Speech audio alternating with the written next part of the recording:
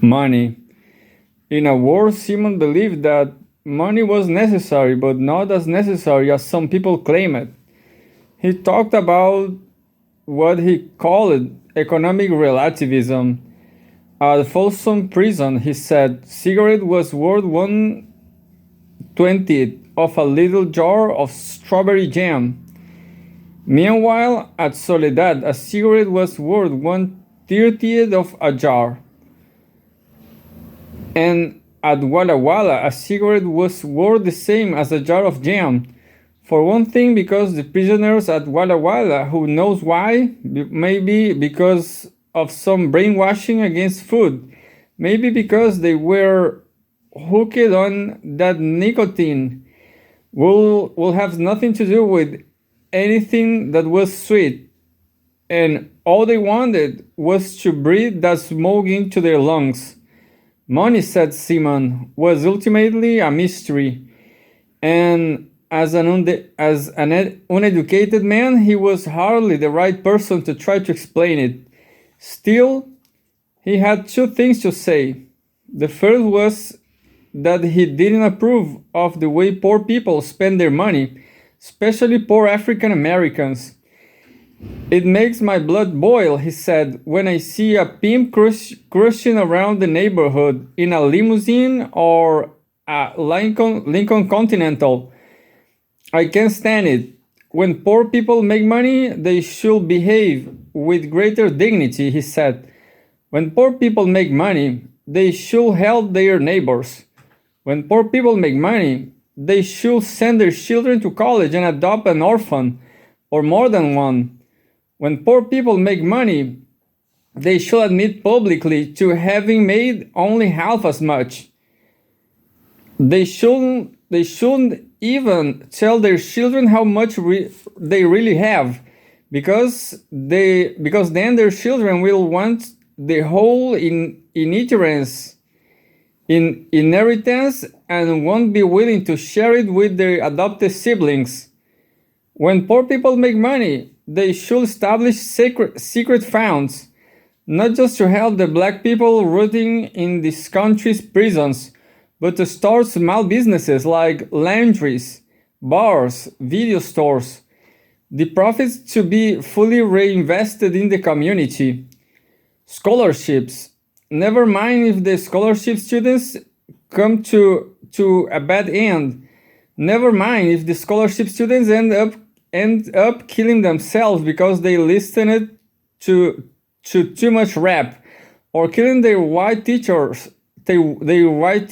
and 5 classmates in a rage. The road to wealth is sown with false starts and failures that should in no way discourage the poor who make good, or our neighbors with newfound riches. We have to give it our all. We have to squeeze the water from the rocks and from the desert too, but we can never forget that money remains a problem to be solved, Simon said. Food.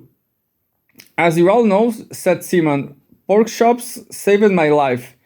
First, I was a painter and I faced down the police in California, and then I traveled all over the world, and then I lived 4 years on the tab of the US government.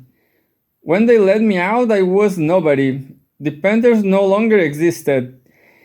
In the minds of some, we were all terrorists. In the minds of others, we were a vague memory of 60s blackness.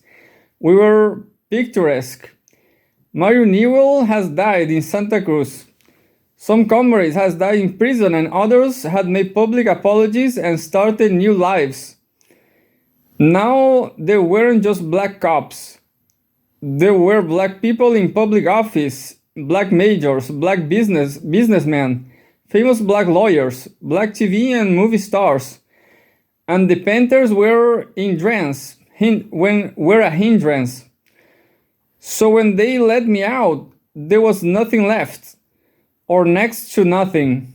The smoldering remains of a nightmare we had plunged into as youth, and that as grown men we were leaving behind now, practically old men, you could say, with no future ahead of us, because during the long years in prison we'd forgotten what we knew and we learned nothing. Nothing but cruelty from the guards and sadism for our fellow inmates. That was my situation. So those first months out of parole were sad and gray. Sometimes I will sit at the window for hours watching the light blinks on a nameless street, just smoking. I won't lie to you. Terrible thoughts crosses my mind more than once. Only one person helped me selflessly. My older sister, God rest her soul. She invited me to stay at her house in Detroit, which was small, but for me it was as if a princess in Europe had offered me her castle for a resting place. My days were all alike, but they had something that today, in hindsight, I don't hesitate to call happiness. Back then, I saw only two people regularly: my sister, who was the world's most good-hearted human being, and my parole officer, a fat man who used to pour me a shot of whiskey in his office, and he say, "Tell me, Barry, how could you be so bad?" Sometimes I thought he said it to get me going. Sometimes I thought, this man is on the payroll of the California police and he wants to get me going, and then he'll shot me in the gut. "Tell me about your B, Barry," he will say, referring to my manly attributes, or "tell me about the guys you killed. Talk, Barry, talk."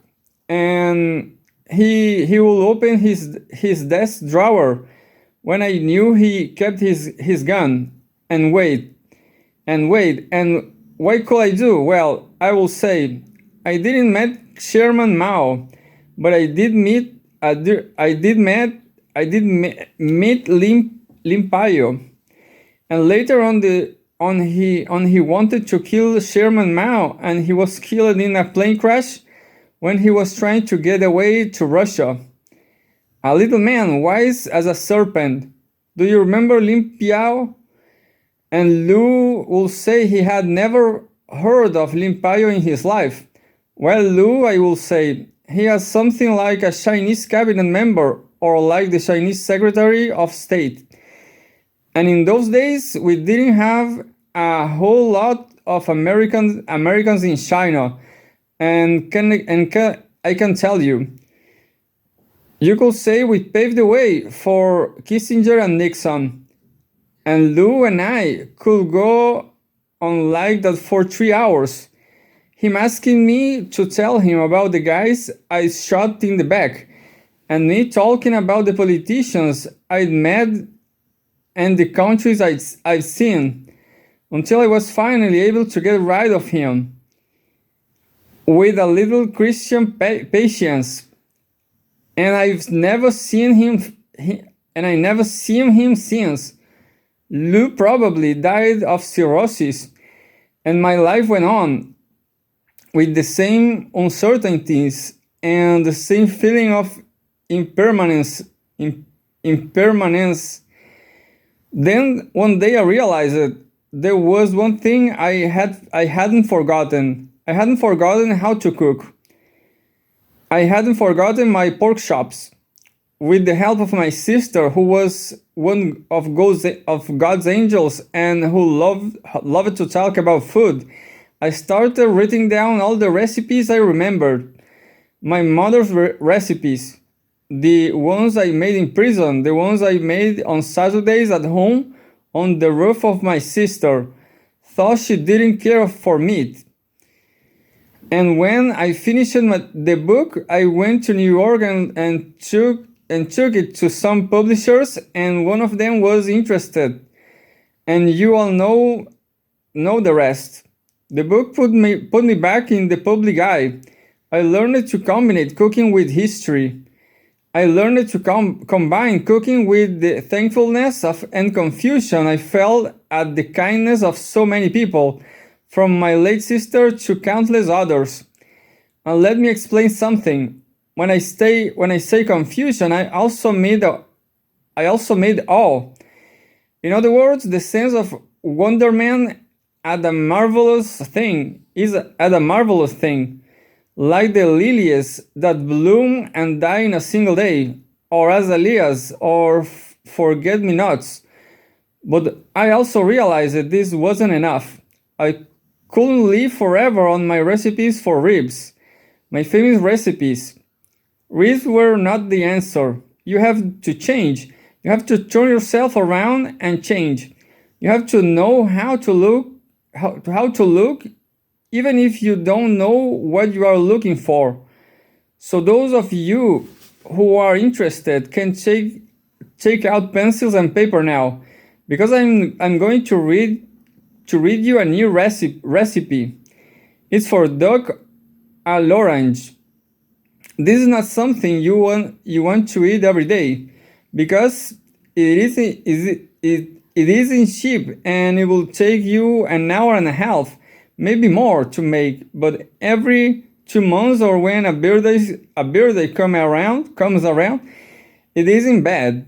These are the ingredients for four: a 4-pound duck, 2 tablespoons of butter, 2 cloves of garlic, 2 cups of broth, a few sprigs of herbs, a tablespoon of tomato paste, 4 oranges, 4 tablespoons of sugar, 3 tablespoons of brandy, black pepper, oil, and salt.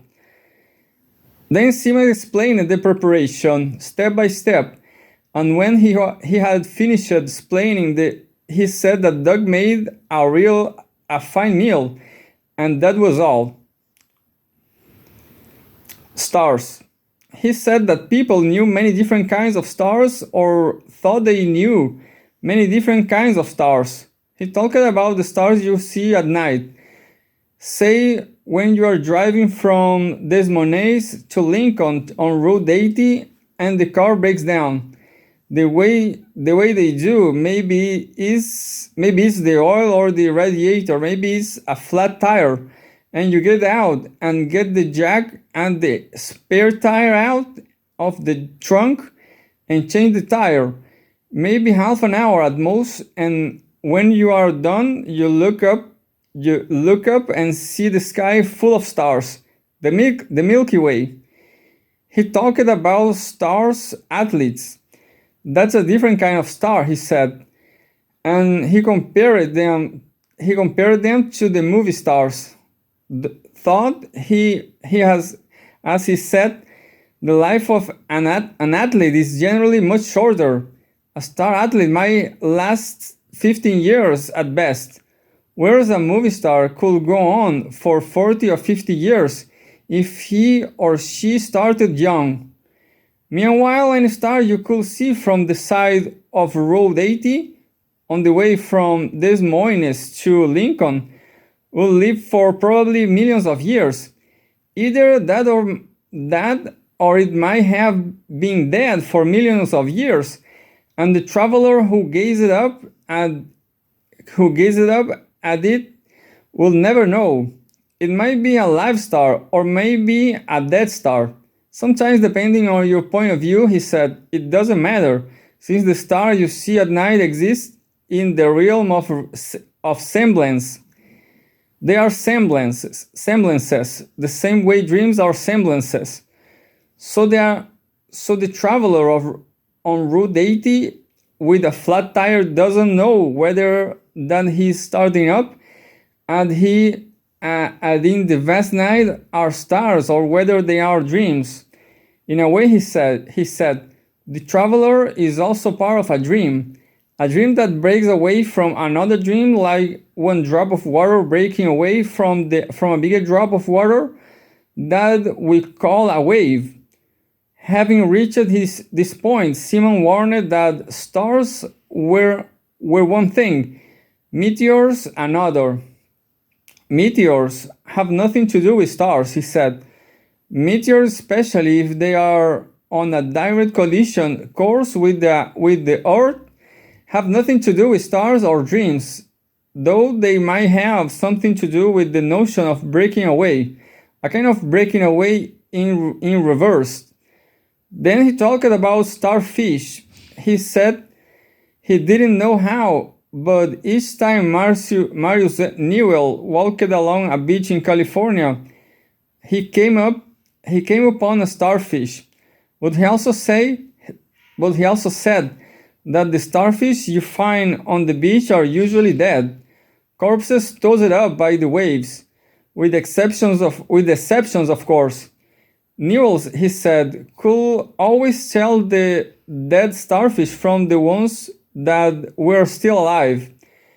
I don't know how he did it, but he told me apart. But he told them apart. And he left the dead on the beach and returned the living to the sea, tossing them near the rocks to give them a chance, except one, when he brought the starfish home and put it in a tank with some of that Pacific brine. This was the early days of the Panthers, when we spent our time directing traffic in the community so cars wouldn't speed through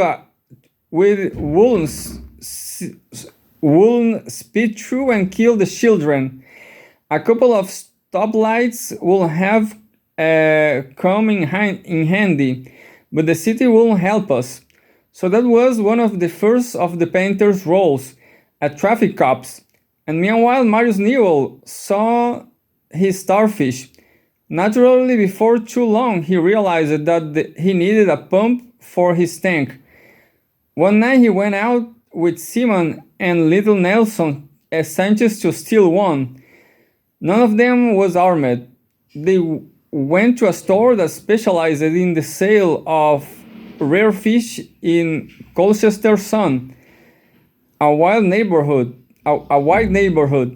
and they went it through the back door.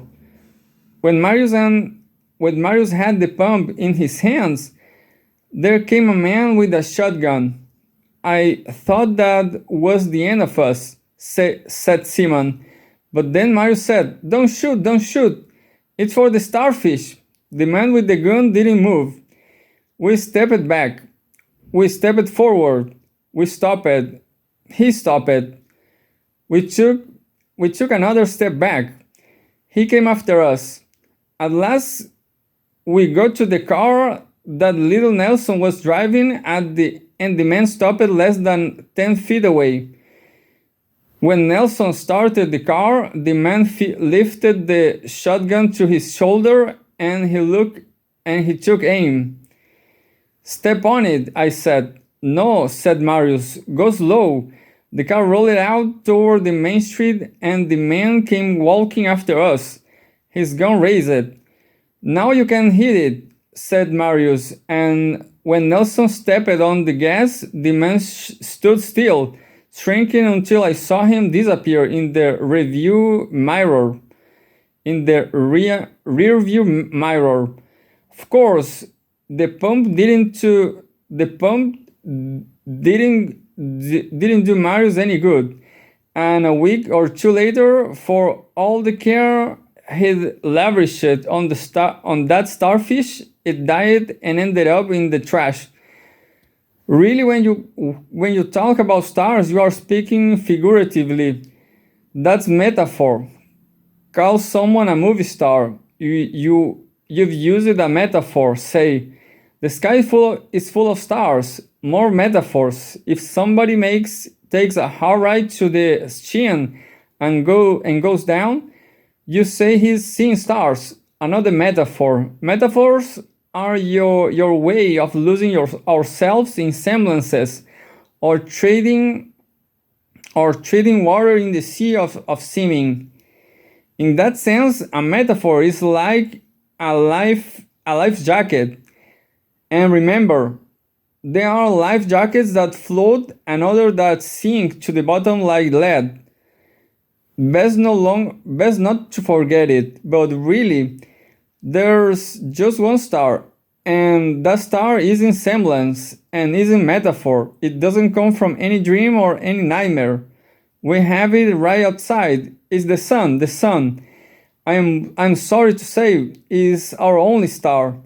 When I was young, I saw a science fiction movie. A rocket ship off, drifts off, drift off course, and heads towards the sun. First, the astronauts start to get headaches. Then they are all dripping sweat, and they take off their spacesuits, and even so, they can stop sweating, and before long, they are dehydrated. The sun's gravity keeps pulling them ceaselessly in. The sun begins to melt the hull on the ship. Sitting in his seat, the viewers can't help feeling hot, too hot to bear. Now I've forgotten how it ends. At the last minute, they get saved. It seems to recall, and they correct the course of that rocket ship and turn it around towards the Earth. And the huge sun is left behind, a frenzied star in the reaches of space. Usefulness. But the sun has its issues, its issues, its uses, as any fool knows, says Simon. From up close, it's hell, but from far away, you'd have to be a vampire not to see how useful it is, how beautiful. Then he began to talk about things that were useful back in the day, things once generally appreciated but now distrusted instead, like smiles. In the 50s, for example, he said, a smile opened doors for you. You don't know if it could get you places, but it could definitely open doors. Now nobody trusts a smile.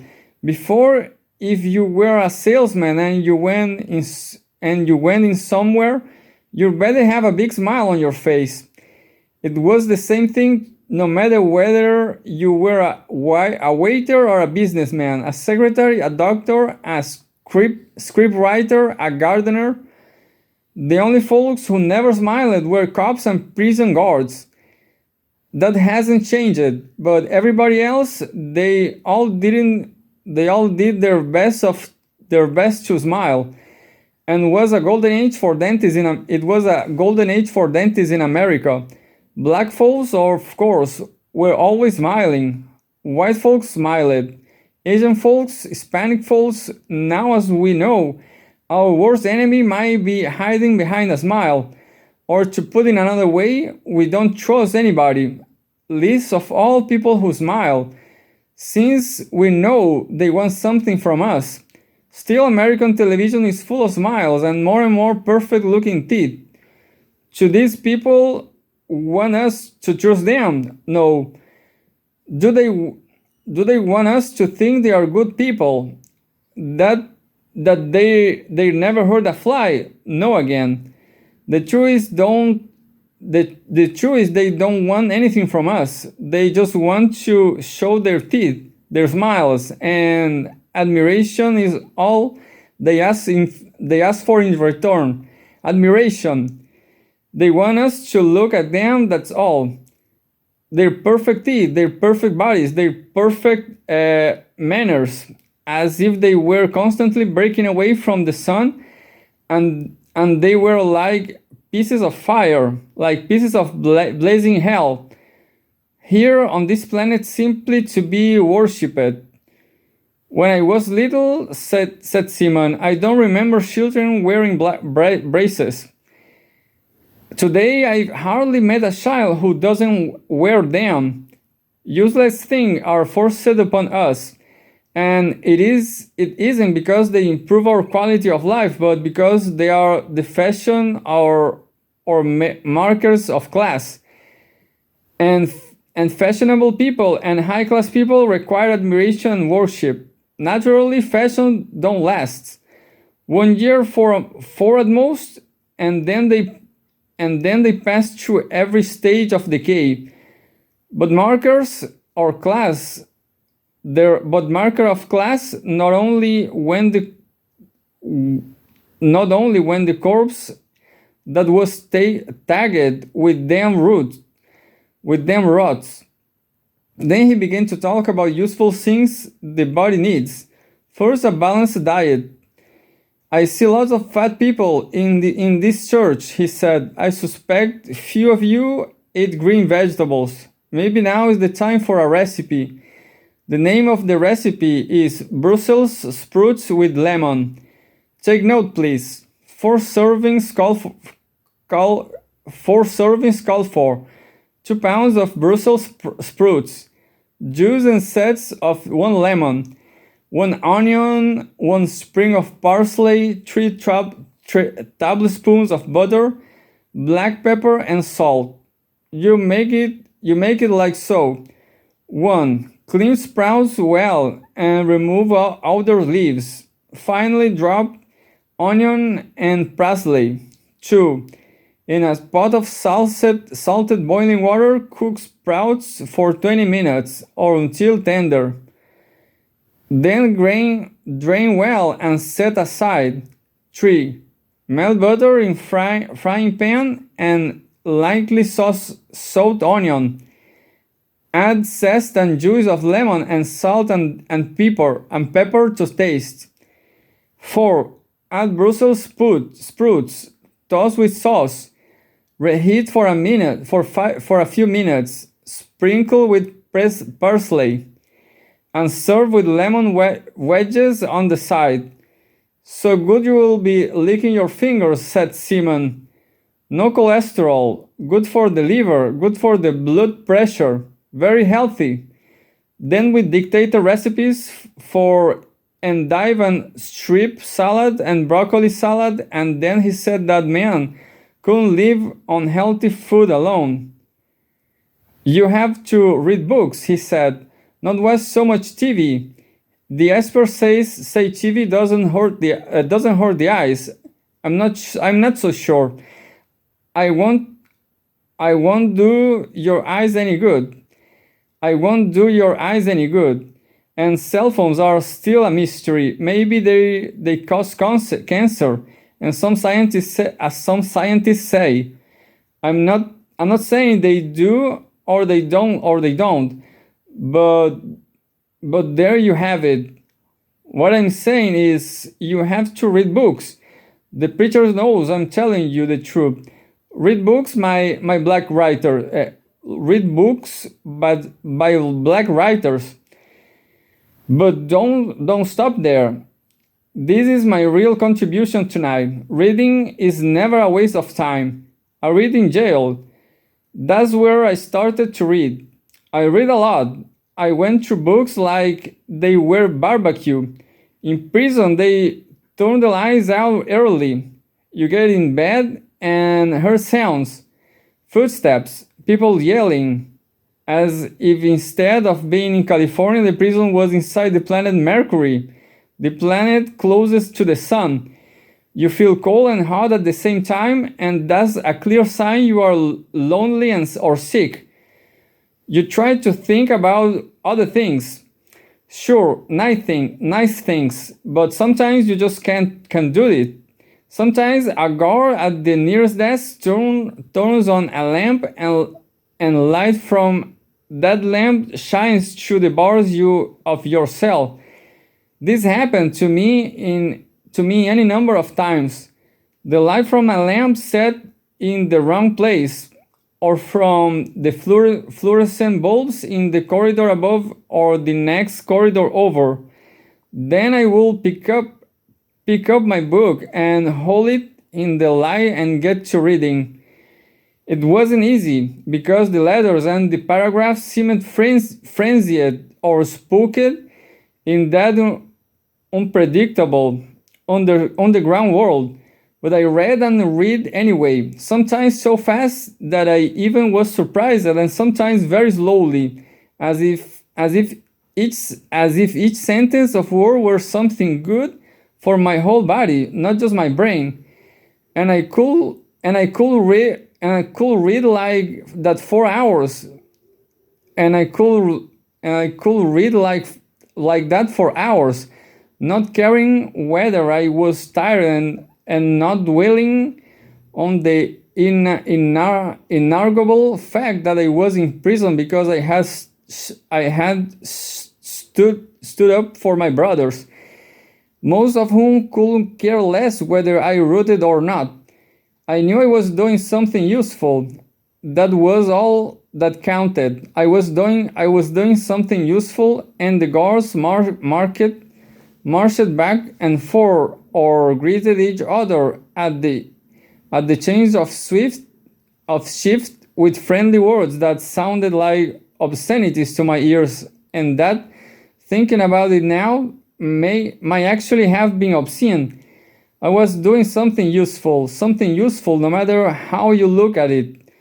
Reading is like thinking, like praying, like talking to a friend, like expressing your ideas, like listening to other people's ideas, like listening to music. Oh yes, like looking at the view, like taking a walk on the beach. And you who are so kind, now you must be asking, what did you read, Barry? I read everything, but I especially remember a certain book I read at one of the most desperate moments of my life, and it brought me peace again. What book I what book do I mean? What book do I mean? Well, it was a book called An Abridged Digest of the Complete Works of Voltaire, and I promise you that is one useful book, or at least it was of great use to me.